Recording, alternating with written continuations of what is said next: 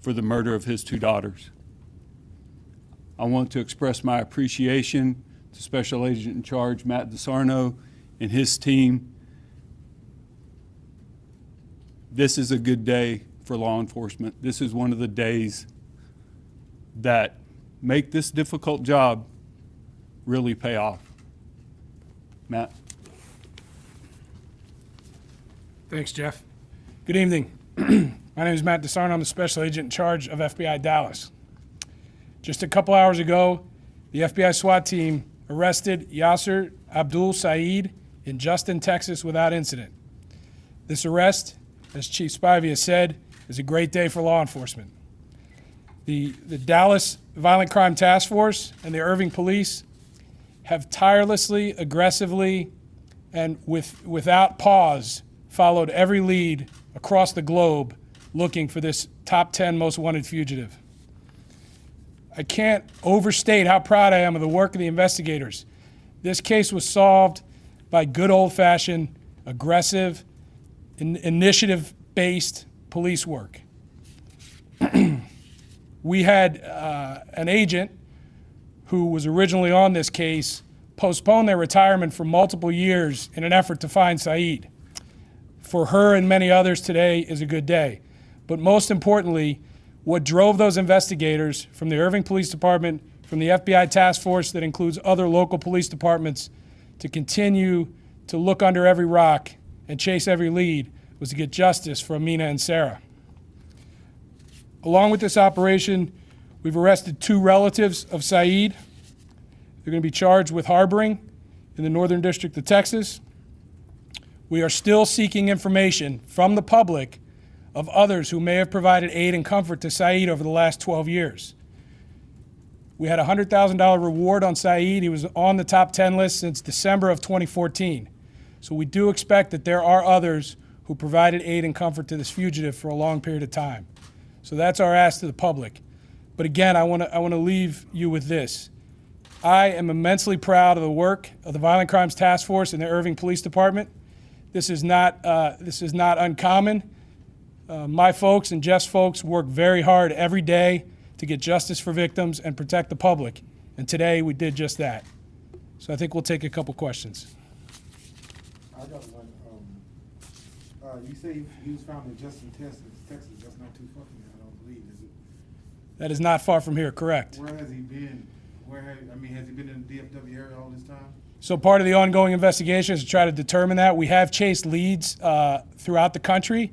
We've worked with other local departments following leads, and we have followed leads internationally to include in Egypt. So we have had information throughout this investigation that he's been in multiple places.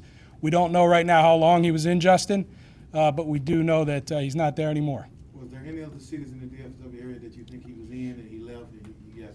We're continuing to try to get to the bottom of that. But our most significant priority now, though, is the prosecution for the capital murder of his daughters. But in that process, obviously, it's of significant interest to us as to where he was at what times, because that could help us also look for other folks who may be able to be charged with harboring this fugitive. You've constantly gotten tips about this case. What was it that led you to Justin and the capture in the end? So thanks for that question. So the FBI's top 10 most wanted list just celebrated its 70th birthday in March. The whole purpose behind that is to drive public awareness, to bring tips in from the public. About half of the people captured on that list, or maybe a third of the people we've captured over 70 years on that list, have been a direct result of public assistance. In this instance, we did not receive a tip to that location, but we are still seeking the assistance from public. What led us there was good old-fashioned aggressive police work, relooking at every possible angle of a case and working it day and night until we found him. You said he was found in Justin and that two relatives were also arrested. Was that a home of those relatives, or are they connected to some previous location? We arrested the relatives at a separate location in Euless, Texas tonight.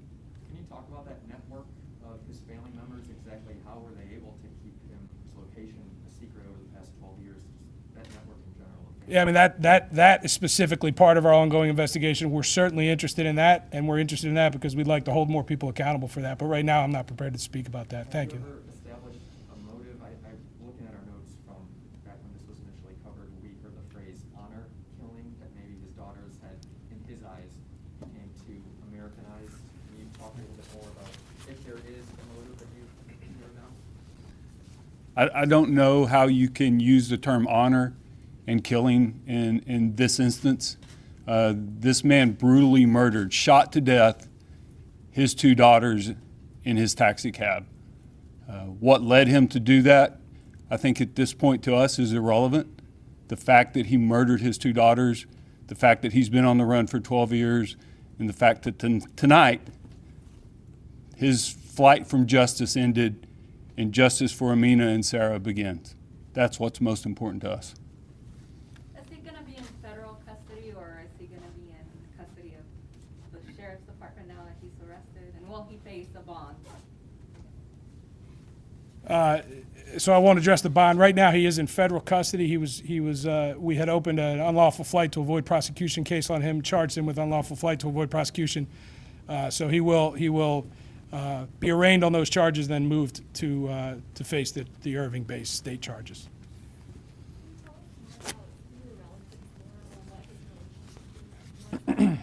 So the relatives that we arrested today, and more will come out in the days ahead via complaint that you could pull.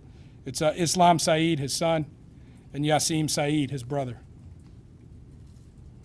Do you have spellings of those names? Islam, common, Said, S-A-I-D. Yasim, Y-A-S-S-I-M, I believe, Said. Where are those two individuals being held at? Those two individuals are in our custody right now. They're going to be charged in the Northern District of Texas. Yep. So what was his demeanor when you guys, took him into custody? Was he relieved? Was he? He was arrested without incident. On the scene, he didn't speak on the scene. Didn't really have anything to say, and he was compliant and quiet. Can you say how you found out? Can you reveal how you had tips that he was in Justin? I mean, how did you lead? What led you to believe he was in Justin? So I'm not going to go to the details of the investigation. I'll characterize it as it did not come from an outside tip. It was rigorous investigative work on the part of my investigators and Jeff's detectives. Was that an area you guys maybe had your eyes on for quite some time and just weren't able to, narrow down exactly where he was at? Or I guess, when did you? No, this investigation over the last 12 years, we've followed leads throughout the country, throughout this area, and across the globe. Yep. You said you suspect that there's more people involved. Do you have any leads at this point? No. Who might have been harboring? No, right now that's what we're looking for the public's additional assistance on. If they have any information about his whereabouts and who may have also been harboring him or providing aid and comfort to him over the last 12 years, we're certainly interested in getting that at the FBI. Did you hear from any other family members? Once they found out he was arrested, any other family members who appreciated the work? Have you heard from anybody else, or just this a family that you got arrested? We just arrested him 2 hours ago, and then came here. So I haven't heard from anybody yet. No. Do you have the ages of his sons? No, I don't know their age. It's a son and a brother. It's his brother and his son, but I'm not sure their age. Did he physically still look the same, or was he obviously trying to hide his identity? For the agents familiar with the case who had been working on the case, it was an easy positive ID by facial recognition, with their own eyes. It was clearly looked like him. Some family friends have believed this whole time that, hey, he was always going to stay in DFW. He had this network of family members and friends that were keeping him. They're going to ask, I guess if he was always here, what took so long? Yeah, I mean, that's a great question, and I think what's important from my perspective is that we don't know right now if he was always here. We have reason to believe that some of the information that we have chased in the past, both locally and elsewhere, was viable, and we missed him. But the reality is there was a $100,000 reward for information leading to his capture, and we didn't, we did not. That did not lead to his capture. So if he's been in this area and for that long, then obviously nobody gave him up, right? But we have been working it for 12 years straight, aggressively, proactively, using innovative techniques, doing everything we can do, and today we found him, so we're happy about that. know it wasn't a tip that led to the arrest, but you guys have stayed after it. People have kept bringing in tips. I know, Yep. I'm sure everybody here has kept covering it. How much did keeping it in the limelight help at all during this investigation? I think it helped a great deal. I mean, the tips that we did get that did not result in his capture, certainly some of them, progressed the investigation, helped us with some insight into some of the things that you asked about with regards to his possible whereabouts and some of the things about potential networks. So the tips are always welcome. We do get a lot of really good tips, and in this instance, again, we're looking for help with finding others who may have provided aid and comfort. Do you know if he changed his name and got a different job or? So all that will be continuing part of our fugitive investigation. We have chased leads that include lots of different, information. So we're going to be trying to work through that and identify where he's been and who's been helping him. You guys be releasing a mugshot anytime soon, and where will we be able to find it? There will likely be a mugshot tomorrow. There's a press release a couple press releases that have gone out this evening, and then the other information, the federal court information, should be on Pacer tomorrow. Yep. Okay. In closing, I'd just like to say again, I'm really proud of the effort of my folks, and I know Jeff is too.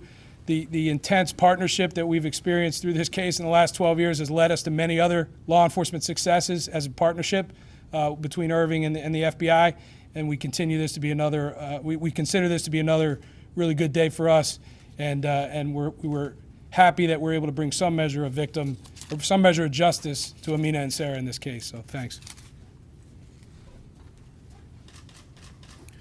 Okay, in closing, once again, this is a good day in law enforcement, like Chief Spivey said. If anybody has any follow-ups as far as the mugshots or the PC affidavits that will go to county court, then obviously you can email like the normal process that the police PIO at cityofirving.org. Thank y'all this evening. Have a good night.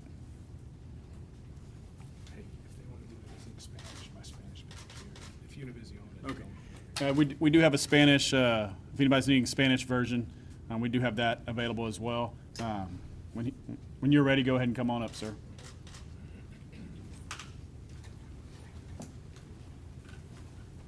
We'll give it about 2 minutes if anybody's needing to grab a mic real quick.